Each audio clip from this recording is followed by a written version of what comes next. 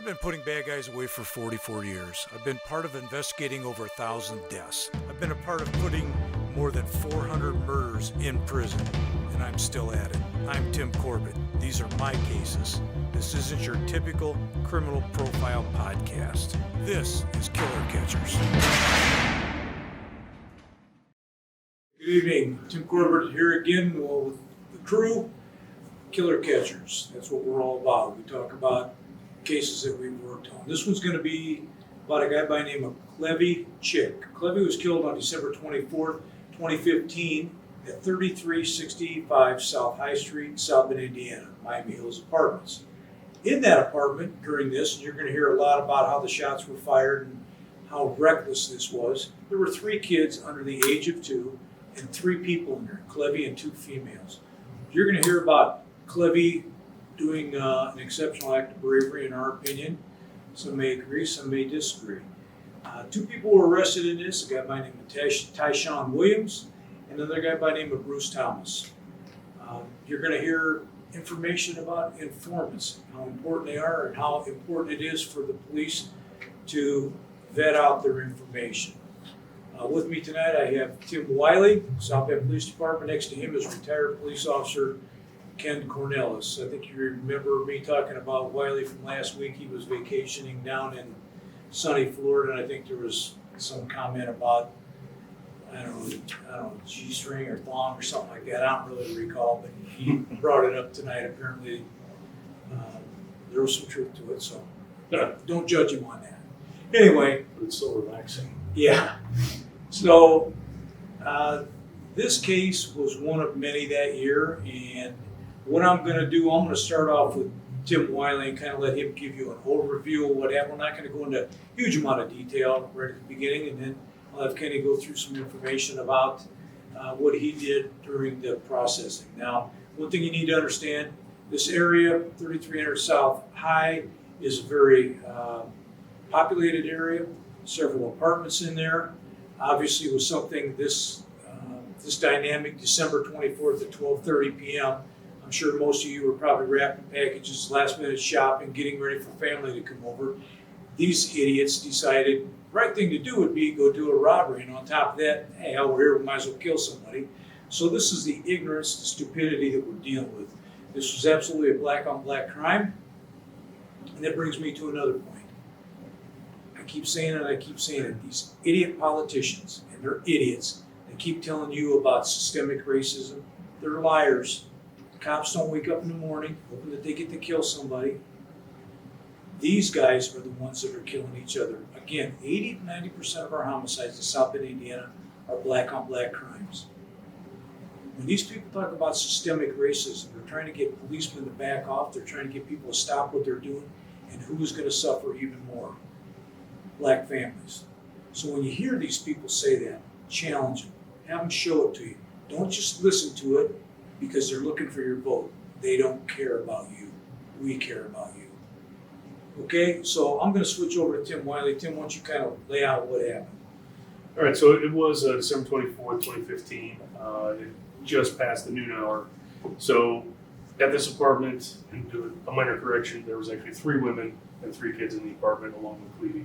So 7 people total. Is that because of the thong joke? Yeah.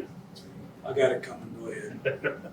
So 7 people in the apartment, including Clevee. When a knock comes at the door, just a knock, knock, knock. One of the ladies in the apartment, without checking the peephole, without doing anything, just opens the door. And as soon as she opens the door, she sees 2 dudes at the door with guns pointed inside. And she yells out, the lady that came to the door, "They got guns." That's what she yells out to everybody else in the apartment.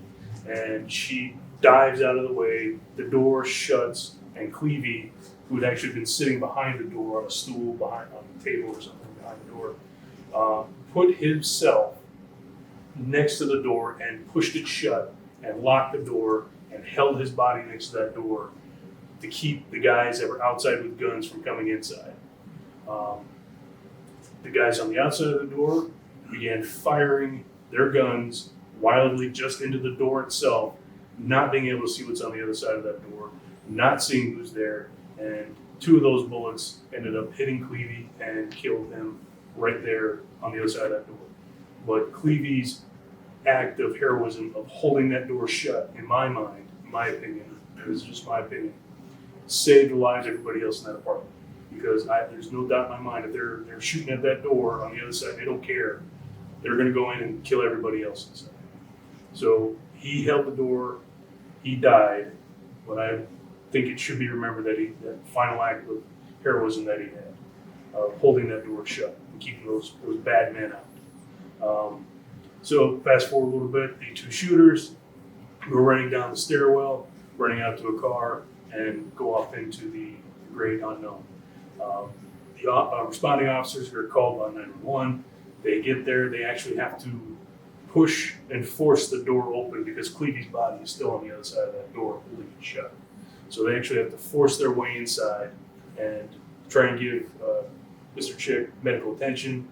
It was clearly he'd already passed, so there was no point trying to do any other medical procedures. And from that point, we at the homicide unit get the call and we show up. Was this originally going to be a robbery? I don't think it was going to be a robbery. It was going to be, there was a story that eventually we do find the two shooters. And his justification to his girlfriend was to say that he was roped into doing a robbery on this apartment and he didn't know who was going to be inside. He didn't know that his ex-girlfriend and essentially the mother of his two children was already inside that he'd been feuding with for a month. So he was trying to tell her, I wasn't actually going to go kill anybody or do this. I got roped into participating in a robbery, which it's all bullcrap. That's not what this was about. This was about jealousy. This was about hurt feelings and not being able to be with the person that the one dude wanted to be with, which was one of the women inside the apartment.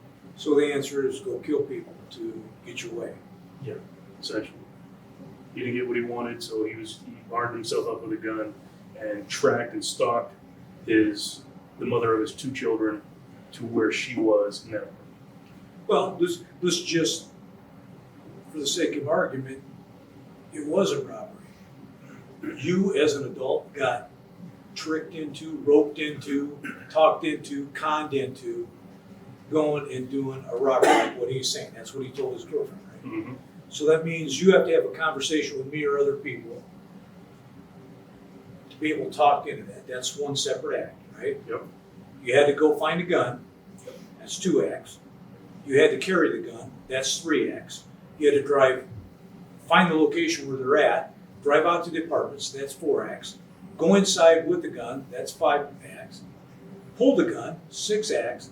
Fire the gun. 7 acts. So that's 7 conscious decisions you made that you could have stopped anywhere along the way and stopped this, correct? Yep. Let me guess. It's because it's the people that I hung around with. That's what families always say. It's not him, it's always the guys that he hangs around with. That other family's saying the same thing about him. The bottom line is, you're stupid. That's the whole bottom line. You've made a series of conscious decisions to go take somebody's stuff, if that's the case, on December 24th, and then shoot through a door not knowing if there's 9 kids, 6 nuns, 3 professors, an astronaut or whatever on the other side of that door. That's how much you don't care. And somehow that's going to be my fault and society's fault that you're that stupid. Right. I still don't understand that concept, but it seems to be that's the best excuse going around right now because it's handy. Can't explain the actions. It has to be everybody else's fault. It has to be systemic. It has to be whatever. And now a man died trying to protect those people. And Clevee, I didn't know that dude. I knew his name. To stand in front of that door, you have to assume guns on the other side of the door, they're that bold, there's going to be rounds coming through that door. Mm-hmm. I may get hit in the toe and have a fat toe. I may get hit in the face and be dead. But he had the courage to do that. Mm-hmm. Kenny, what did you do when you got the call? Hooked up with my assigned partner at the time, Tom Cameron. Detective Wiley and Mullins were gathering more information for us. We typed a search warrant for 3365, And it was signed, search warrant was signed by Judge Hurley. And we went to the apartment with search warrant in hand. Once we get there, uniformed officers had already made entry, the medics were there. Now they were just providing scene security. They had removed everybody from the apartment. The initial information that we had was got a man down, shot in the head. He was positioned himself against an armed home invasion where these two individuals, one being Tyshawn Williams and later to be Bruce Thomas, as we find out, came to the apartment with guns and threatened child's mother, and Mr. Chick stepped in between. He put his body up against the door when he heard gun, managed to shoulder and push the door shut when these two individuals opened fire and fatally shot him through that door. Upon our arrival, it was a long corridor all the way to the third floor where apartment 3365 is located. And we first observed 4 initial gunshots. Appeared to be fresh bullet holes in a steel entry-exit door on the front of the apartment. There were 2 shots that were high, and then there were 2 shots that were low. We performed what we usually do. It's called a primary walkthrough of the scene. Mr. Chick's body was moved. He was actually, police had to shoulder the door to get in because where he was shot, he slid right down the door and fell and died right there. His body was moved around to the right of the door upon entry. It's a small apartment, 2-bedroom, 1 bathroom. There was a Christmas tree in the living room with presents stacked around it. Pretty sad sight. We learned that there were 3 adult females who were present in the house at the time of the shooting, along with 3 little toddlers, who fortunately they weren't injured during this whole incident. Mr. Chick is on the floor, deceased. Further in the apartment, in line with the actual front entry-exit door, is a hallway. There's 2 bedrooms and a bathroom are off the 1 bedroom and 1 bathroom are off the hallway, and a 2nd bedroom, a master bedroom, was all the way into the southwest portion of the apartment. And as Sergeant Cameron and I, he's my assigned partner for the investigation, as we were approaching and doing a walkthrough, it's like, okay, we got a bullet strike on this wall. We've got a bullet strike that went through a door and stopped. There's a bullet behind the door, a spent bullet projectile. And then along the west wall of the master bedroom in the back was a long closet. And it was open, had no doors on it. And each of the walls were perforated. You can see drywall dust where bullet projectile that went through the wall. And finally on the concrete wall on the far south end of this closet is where the bullet finally stopped. It impacts the wall and falls somewhere inside that rear bedroom. So we have 3 shots fired. Well, actually 4 shots. We have 4 entry holes into the door. And we start doing a trajectory, shooting reconstruction of each one of those shots. Long story short, we ended up coming up with 3 bullets, 3 spent bullet projectiles. We found one in the very back bedroom, and behind that closet door in that rear bedroom, it had lost all of its momentum. And we found a 3rd one after we moved Mr. Chick's body out of the way. It had struck the door, come out of the door, and fell straight down on top of the threshold. So we were only missing one projectile. We had 3 bullets that we had found. And upon looking at Mr. Chick's body, it was evident that he had one spent bullet projectile in his head. So at which time we contacted the coroner. We had to remove the body, scheduled an autopsy for, I believe it was the 26th. And Did you find any casings? yes, we found 4 spent bullet casings. Upon our approach, that's cart before the horse. As we're ascending the staircase, there's a spent bullet spent casing, and then there were 3 other spent casings inside a long, narrow hallway. So that was indicative of 4 shots. Uniform had helped us out, and they had placed out yellow evidence markers, with what we do when we mark our evidence items. And so we started out with 4 casings, made our entryway into the apartment. We did our shooting reconstruction and found the origin of those shots. So we found 3 out of actual 4 bullets, and the other one out of Mr. Chick's head was retrieved at autopsy, because you never leave a bullet in a body. So after we had all of our projectiles, and the body was moved out prior to the autopsy, we secured that residence and left uniform officers on it to provide scene security until we could actually go to the autopsy itself. So that's any time that we do it, so nobody can force entry into that apartment. It's still an active crime scene, and we don't release it until we're ready to. Okay, so right now where we're at, that thing is being held, the house or the apartment, Correct.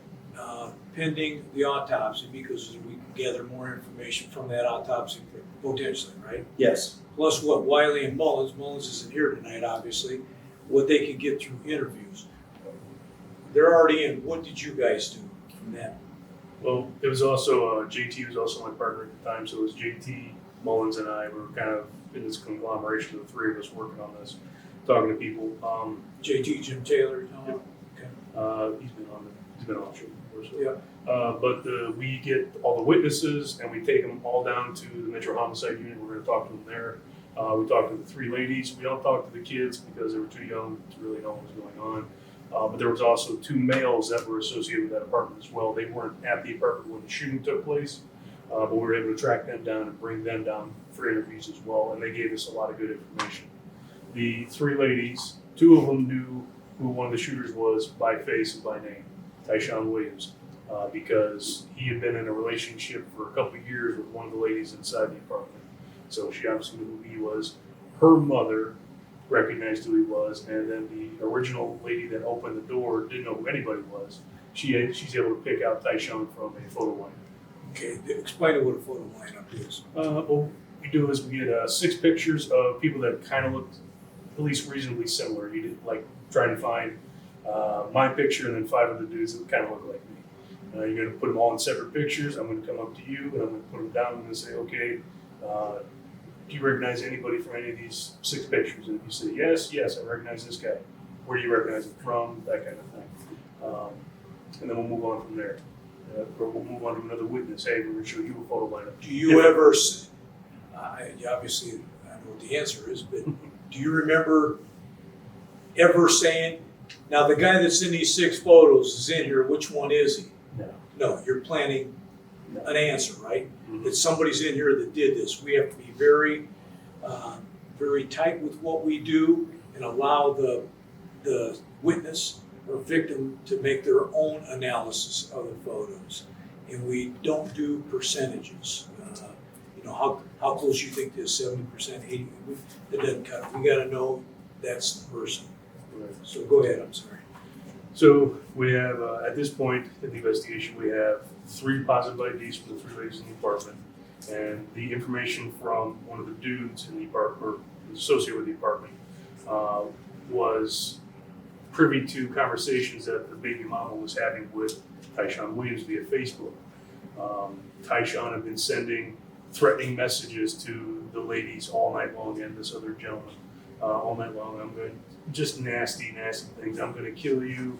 I'm going to put my penis in your daughter, and I'm going to do this. I'm going to do that. It was horrible stuff to read. Isn't that what everybody does on Christmas Eve? Yeah, well, it's not Shakespeare, that's for dang sure. But just But it's your nasty, fault. but just nasty messages and making threats and wanting to fight and shoot it up and have whatever with all these people. So we get that information. And we also talked to the brother of one of the ladies that was there, and he wasn't at the apartment. And it kind of fits in later on as to why it's important that he wasn't there, where he actually was. And we'll get onto that later on a little bit.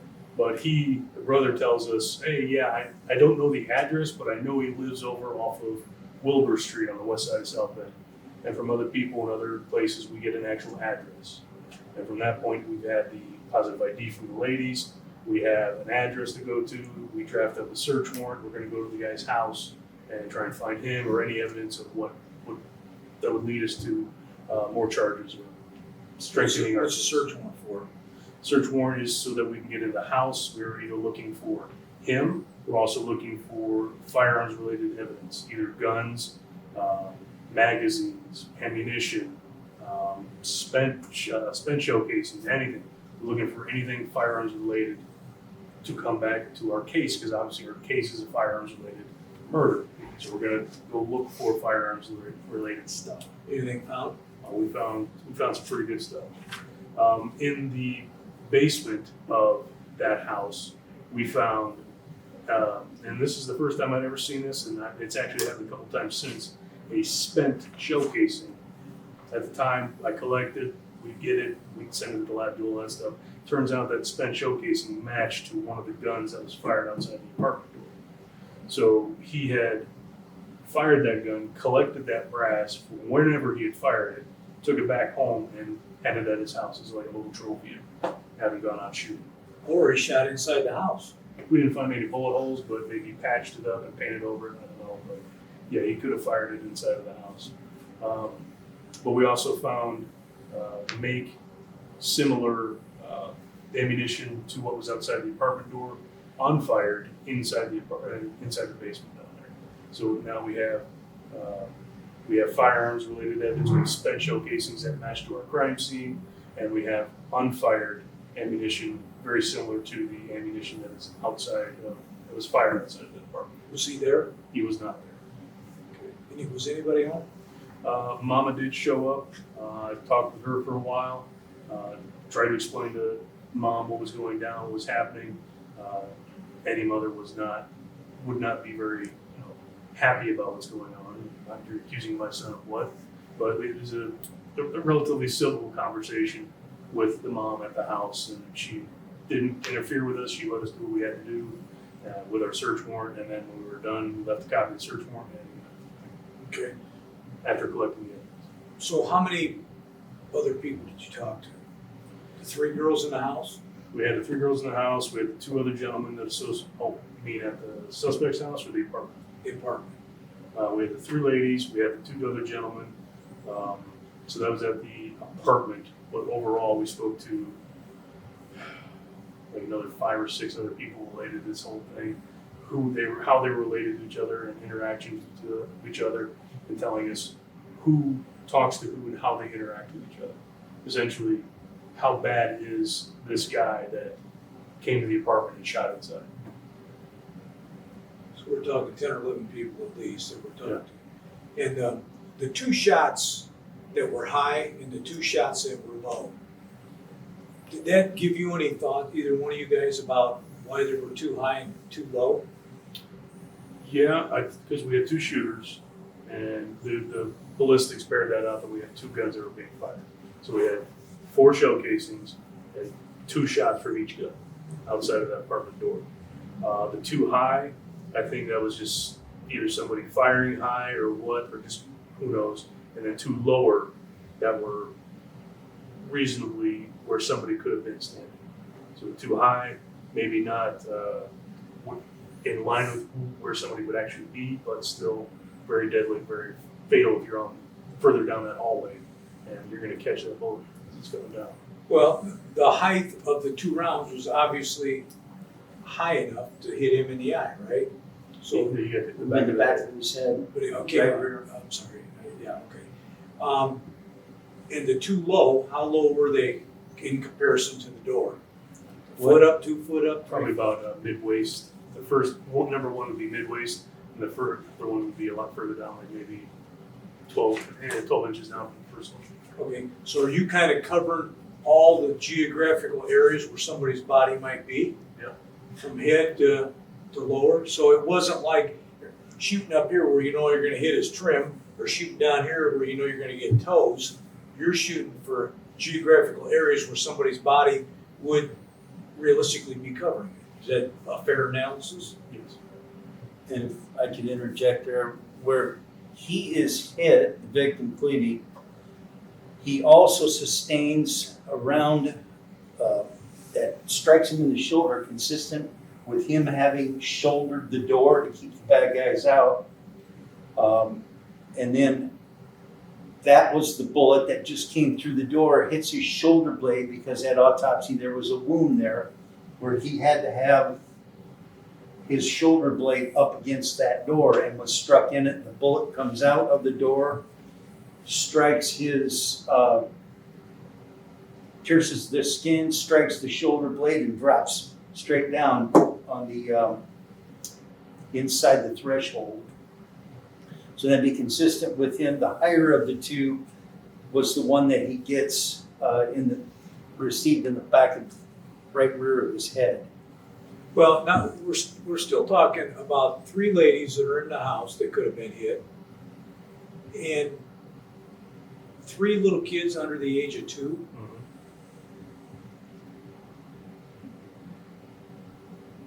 Think about the lack of caring. Not, okay, I don't care about you, I'm trying to kill you, that's who I'm going for.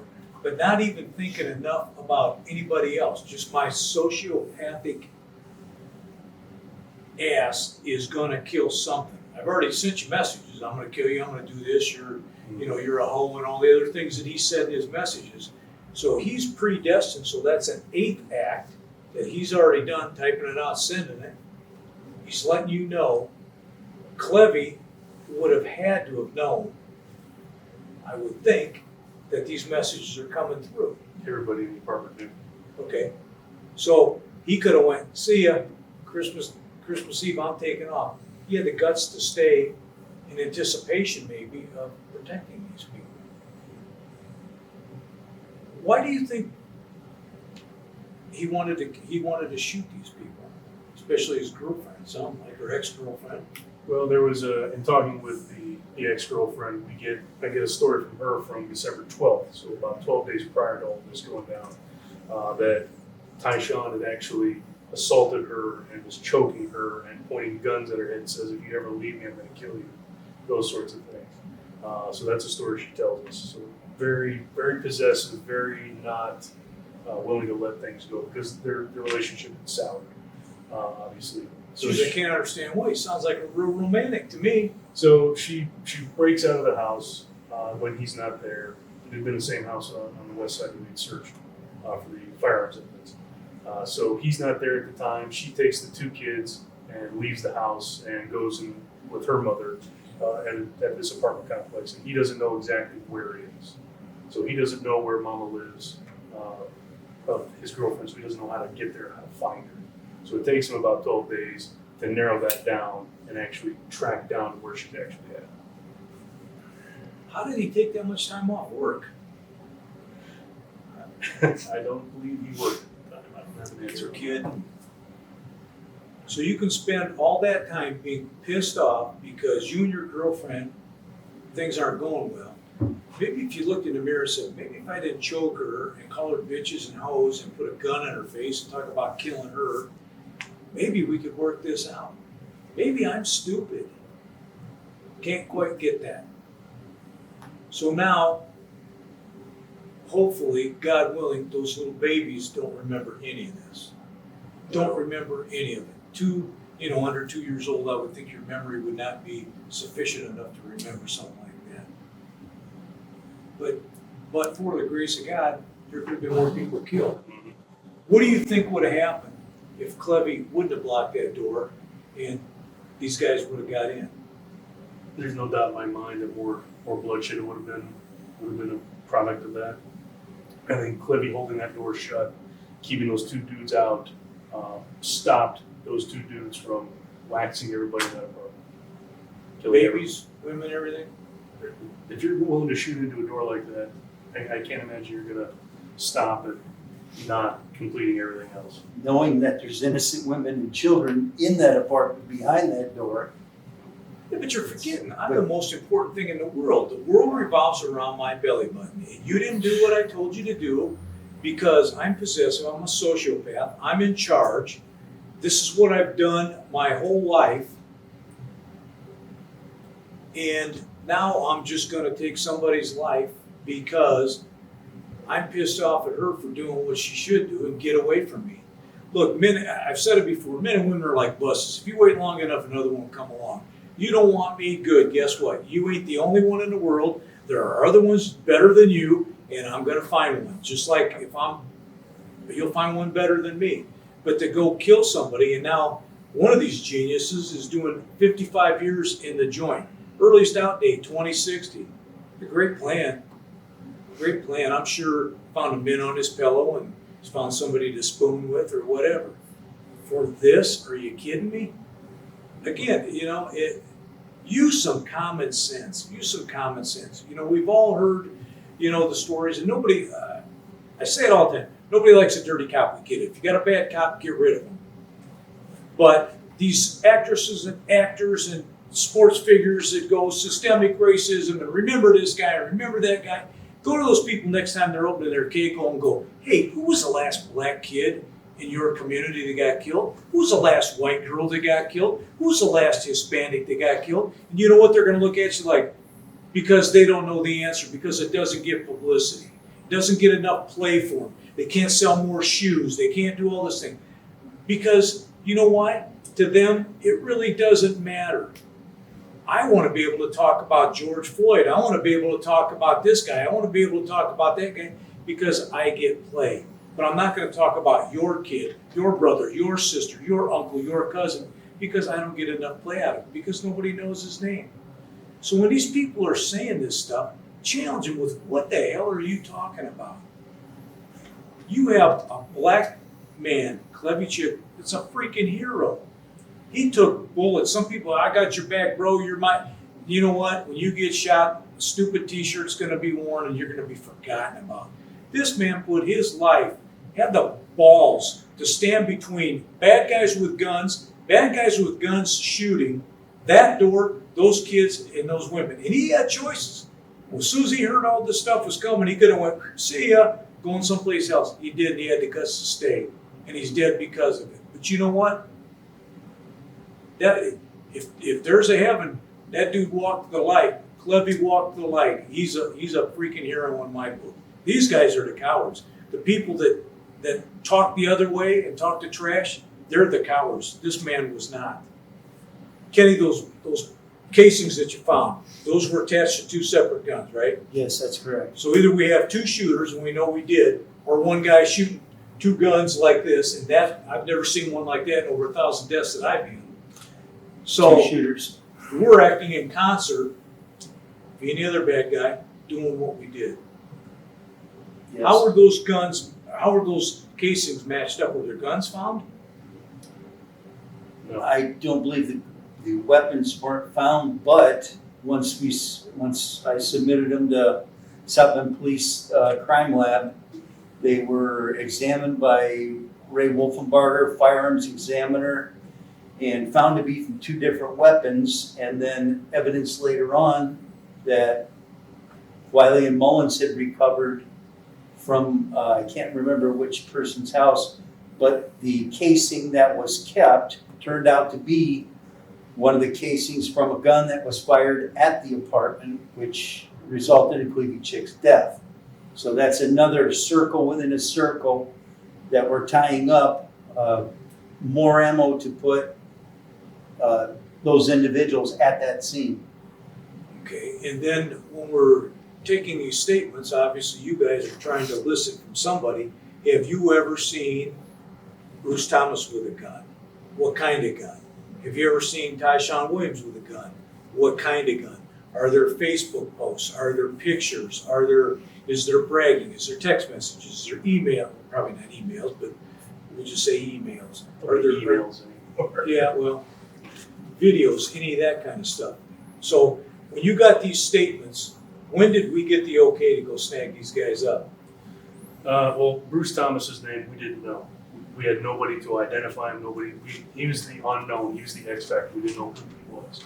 We knew who Tyshawn was, and by the very next day, prosecutor's office that had already been working with us and working very closely with us with what was going down. Said, "Yep, Tyshawn Williams. I'm doing the charging affidavit right now. Tell me what you got. This is what we got. Let's go." How long was it before we grabbed him? It took a month, so it wasn't until middle of late January to track him down and actually find him and snag him up. Where was he at? He was at a trailer park over in Osceola. It was a very kind of a weird situation how we got to that, because we received tips through Crime Stoppers and some other venues that said Tyshawn Williams is in this trailer park. He's in somewhere around here. I know he's there. Go find him. So that night, the marshals in Elkhart County and all these other guys go out and the ladies go out there and try to find him. Nothing. Crickets. So Gary and I, Mullins and I, go out the next day. We're just going to go knock on doors and see what's going down and whatever, and just kind of canvass this trailer park. And while we're in there, I look over and I see the face of Tyshawn Williams in the window of one of the trailers. I'm like, holy shit. Tell Gary, pull over real quick, go back, knock on the door. And by that time, his face is no longer in the window. And I'm like, did I really see what I thought I saw? Or was I just so wanting to see something that I saw it? So I started to doubt myself. And I know now I shouldn't do that. If I see it, I saw it. But learning experience for me. So knock on the door. The lady that answered said, "No, I don't know who that is. He's never been here." I showed her a picture. She said, "No, I don't know who that is. No connections here whatsoever." So she won't let us inside to check. We kind of got to back off. We back off, and we actually back to the office. Get a call a couple hours later on, and it's like 6, 7 o'clock at night, that this one dude who wants to help out because he has his own problems, then comes forward with his lawyer and says, "I know where he's at right now. I know where Tyshawn Williams is right now. He's in the trailer park over in Osceola." What are you talking about?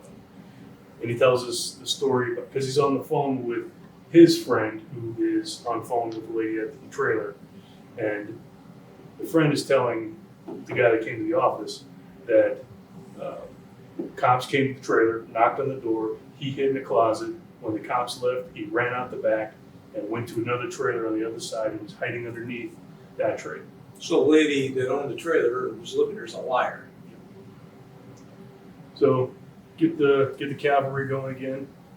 Call the marshals, call Elkhart County, because it's just over the border in Elkhart County, and I call all these people and I'm like, let's go. So we get out to the trailer park, go to the one that I had knocked on the door earlier that day, go directly behind it, look under it. There is a small crawl space under there, and I start yelling under the trailer, "Tyshawn, come out, come out, come out. We're going to send the dog in to get you. Come out now. I don't want to have to hurt you. Or we don't want to have to hurt you by getting the dog in there," all this other stuff.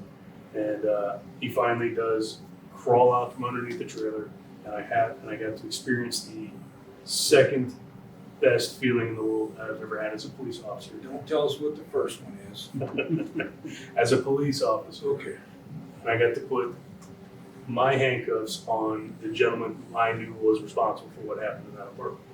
I handcuffed him, and I got to put him in my car, and I transported him back to the NHU for his interview. Did he talk? He talked in roundabout ways. His initial story was that he had gone to that apartment, nothing to do with the robbery. Doesn't tell me anything about a robbery. He says he goes to the apartment, he knows where it is because the girl, his baby mama, had invited him. No, that's not true. She did not invite him there. He goes to that apartment, he's going up the stairs, and he says 2 dudes are following him up the stairs. So he gets to the stairs and he gets to the door, and just as he's about to go into the door and knock on the door, or he's knocking on the door, when the two dudes, unknown from behind him, start shooting at him. It's a story. These two unknown dudes shooting guns at him, and he's ducking out of the way, kind of like Matrix style, where he's not getting hit with the bullets. That's his first story. He says afterwards, two dudes ran away, he runs away, hides for a month, and doesn't want to come in. Eventually, he gets all the way down to, and we try to explain to him how ballistics work, and we know that's not true, we know this happened, we know that happened, and then he says, okay, this is what really happened. I'm at the apartment, and this is actually the next thing. We actually ended the interview because he wanted a lawyer, so we stopped, and then he reached out to us and said, hi, I want to tell you what really happened. So we talk to him at the jail. He says what really happened was, he goes to the apartment with a guy named Bruce. Okay, so he goes to the apartment with a guy named Bruce, they go up to the door, they both have guns, just to protect themselves, because they don't know who's inside the apartment, they don't know what's going on, even though Tyshawn said he was invited to the apartment. So they knock on the door, knock, knock, opening the door, and he says one of the males inside of the apartment, he says specifically who the guy is, not Clevee, he says another male's name that is inside the apartment with a revolver pointed out and shooting back at them as they open the door. So obviously they have no other option than to start shooting back at whoever's inside the apartment. Of course, there's no rounds coming out, only going in. So Only that going in. lie. That's a total lie, because that was an enclosed hallway. If there had been bullets going out, they would have gone out and hit the wall on the outside or broken one of the windows. And obviously, in the door on the outside, there would have been exits Correct. to show that. So total lie. And he also said that Bruce did all the shooting. I didn't do any of the shooting. I was just there. Bruce did all the shooting. That's not true, because we know we have two guns, we have two shooters. So that wasn't true. And then finally he says, okay, I did have a gun and I fired only once. No, that's not true, because there's two, he just can't stop lying. He just keeps lying. So gets to the very end and he says, okay, I shot once and I ran away and I was scared. But the other dude inside was definitely shooting out. And I said that was going to be important, because the dude that he says, he calls him out by name. I'll just call him T. He calls T out by name and says T was inside that apartment and was shooting at us. T wasn't there. T was actually at Octapharma donating blood on Christmas Eve to pay for gifts and crap and whatever, to pay for stuff. So he's at Octapharma selling his blood to them, and in doing so, and I had to learn how to, when you go to Octapharma, I've never actually been there as a donor myself, so I had to learn how this process works. You actually have to show up, put your thumbprint on the thing, and then they'll let you in. Because if you don't have your thumbprint, or you don't have your thumb with you, you're not getting inside, because it's how they keep track of who's donating blood. How do you not have your thumb with you? Cut it off and gave it to you, so you go donate my blood. I've seen that happen a lot. Yeah. Whatever. So the process, Apparently that thong was too tight. the lies that this guy was just telling were stacking up. Couldn't be possible. So at that point, we stopped the interview, and he finally told us what Bruce's last name was. He told Bruce Thomas. So now we have a first and a last name, and we have more information about what happened. At least he's saying, yes, I was there, I did these things, and I was a part of it. So there we go. When does Bruce get picked up? Bruce had already been picked up. Bruce had actually been picked up in Marshall County for a warrant he had in St. Joe County. His girlfriend actually turned him in because she was scared. She was scared because he had said, yeah, I was involved in that shooting in South Bend, somebody got killed. So he's telling her, I was involved in this whole thing, but she knows that he has a warrant, so she ends up getting him turned in for that warrant to get him away from her so she can feel safer without him being around. Well, that goes to the part that I said earlier about informants. Informants are extremely helpful, cooperators, whatever you want to call them, CIs, confidential informants, makes no difference. I've made a living for 45 years off and with these people, helping them out. And anybody tells you that many times there's not an ulterior motive, there absolutely is. Sometimes it's this, money. Sometimes it's a charge that they want to get busted down. Sometimes maybe it's a time cut. But one of the most important things is to vet that information. You don't take it for face value. You have to vet it out. You have to find out if what they're telling you is true. And in this case, two people came forward. and one of them's a liar, and Tim can tell you about that. Yeah, so we had two guys from the jail come forward and said, I've had conversations with different people within the jail. I've had conversations with Tyshawn, I've had conversations with Bruce. The one dude that came forward and said, he told me this whole laundry list of things. And I'm thinking to myself, I know that list because I wrote that list. I wrote the affidavit for this. He is simply repeating my words back to me from paperwork that he's got inside the jail. Because I realize that, and I confront him on it, and I say, okay, you wanted to come forward with this information. Where'd you get this information from? Really? Well, I actually read it. You were useless to me. I'm not going to use you anymore. I'm not going to talk to you anymore because I know you're a liar and I know you're trying to jump on cases.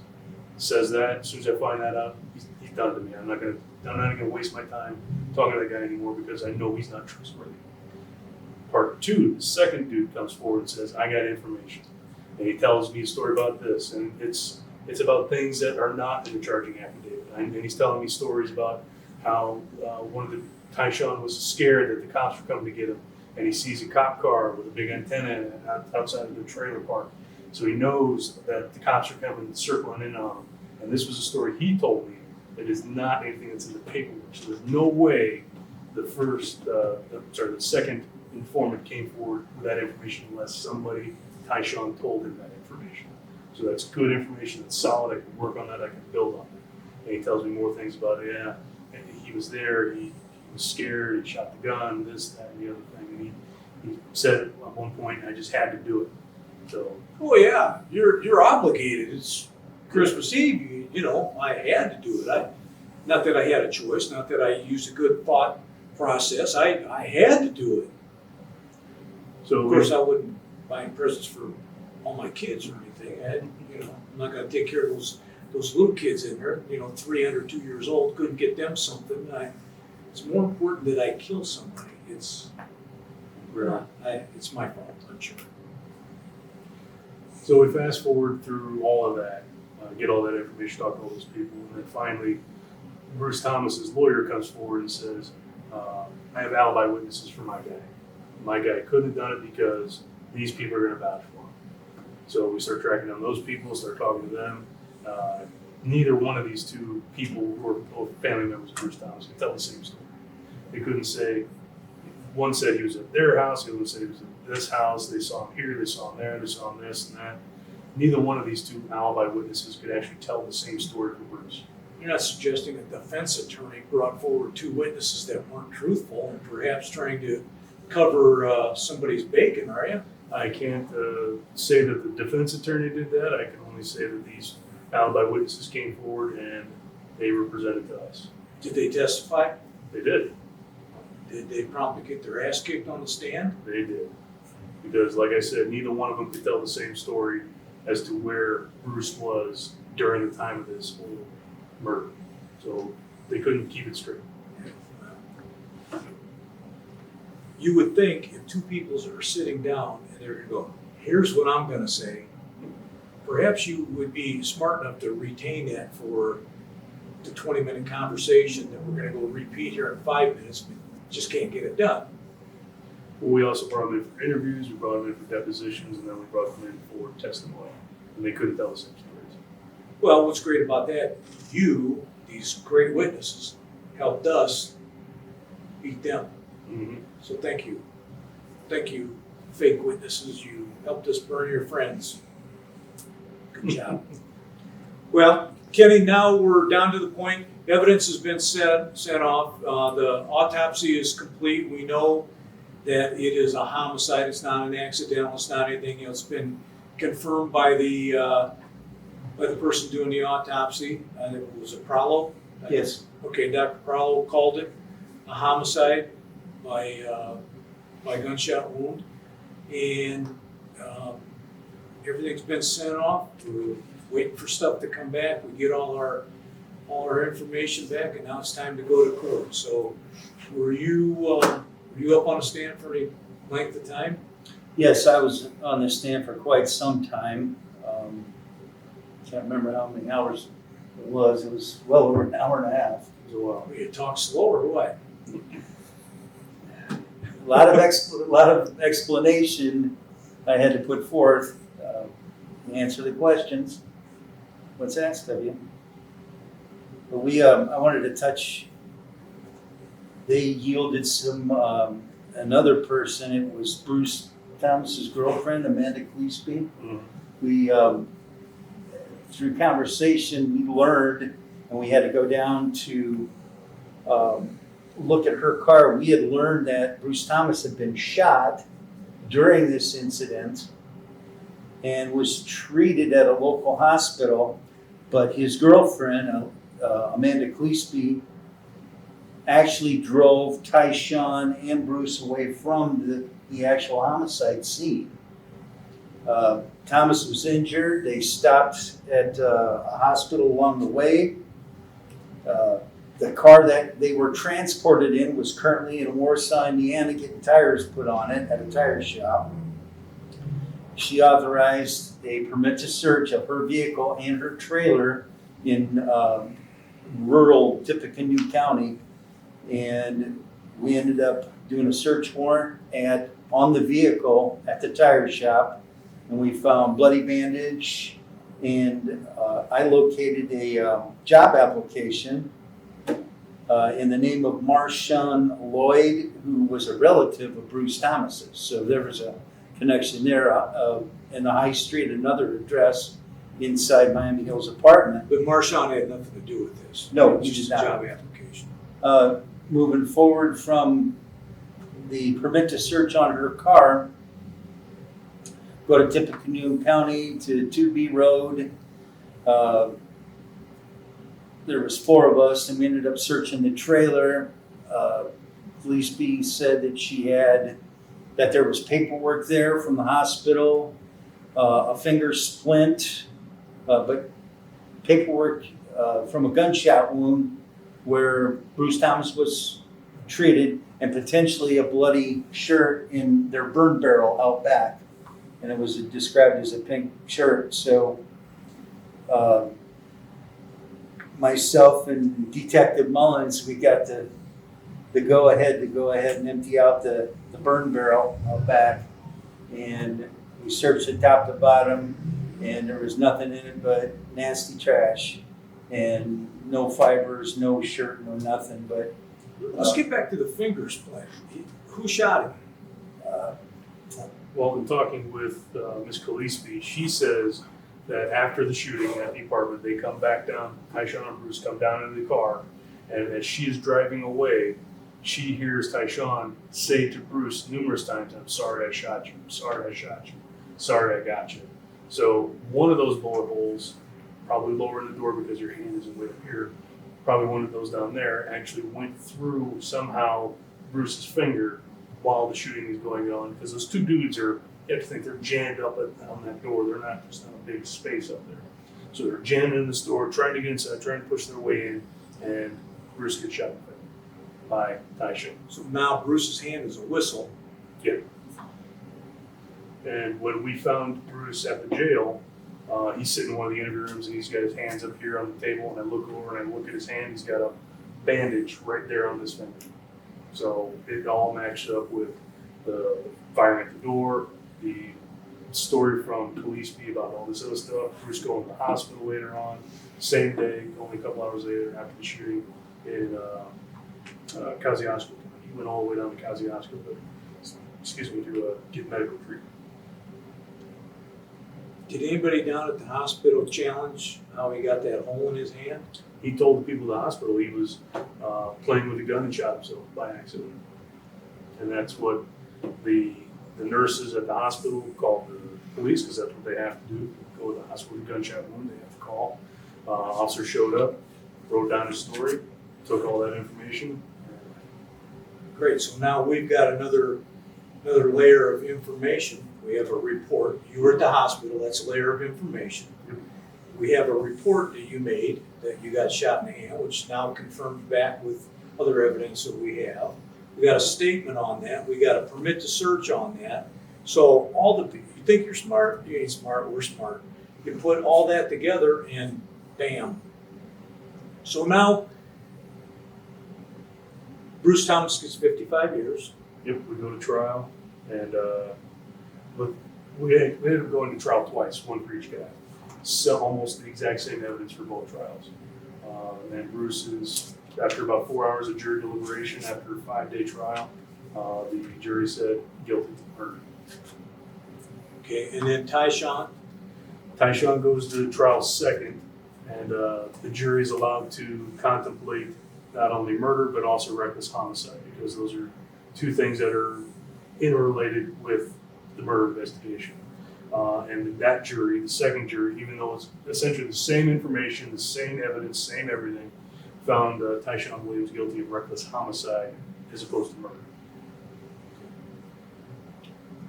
Well, that's the conclusion of this case, and I keep going back. Clevee, if you can hear us, hell of a job. You were a good man that day at that time. Anything else you want to say? Any last words? Just that, there's no doubt in my mind if Clevee hadn't protected those people in that apartment, there would have been a lot more funerals and bodies that day. Kenny? Still, again, Clevee Chick is definitely the hero of this whole incident. I still, well, after you've been doing it as long as we have, but still, on Christmas Eve, when everybody should be spending quality time with their family, you've got a crew of knuckleheads that are just hell-bent on killing. There's no regard for human life. So, just when you think you've seen it all, there's always another one. Well, I think we've pretty much covered everything. I think I've said everything that I need to say in regards to this particular incident. I do want to encourage you to read Real News Michiana, articles by Clifton French, conservative, that tells everything, the whole truth, everything. No spin, no BS, no nothing. It is what it is. Look it up, Real News Michiana. Secondly, I want to thank all first responders and all vets and first responders in the past, now, and in the present. Thank you for what you do. I can tell you, for me, 45 years, it was an honor and a privilege to be a police officer. I still work homicide cases. I have 3 of them going right now. 2 were solved. The next one, I'm on the edge on it. So my business, Corporate Investigation, you can contact me at 574-229-8115. I do the investigations, and I have a team around me that we all work very well together. The last thing I want to say, I want to thank all the police officers, all the cops that were there that stood by, watched the scene, found the items, went out on cold, nasty weather to find this clown underneath a trailer, to all the work that went in afterwards, tracking down witnesses, helping with search warrants, helping with permits of search, going through nasty areas looking for things to help this case have a positive resolution. That's not the stuff you see on NCIS. Everything's pristine and everybody lives in a $4 million mansion. That's not what happens in our world. So thank everybody. It's not County Metro Homicide that does everything. We play our part, everybody else plays their part, including prosecutors, paralegals, the judges, the juries, everybody. So without you, we could not have had the success that we did. So thank you. Remember, every Tuesday these are sent out on YouTube, killercatchers.com, and you can see what we do, what we talk about. You're getting the real truth, not the spin. Thanks.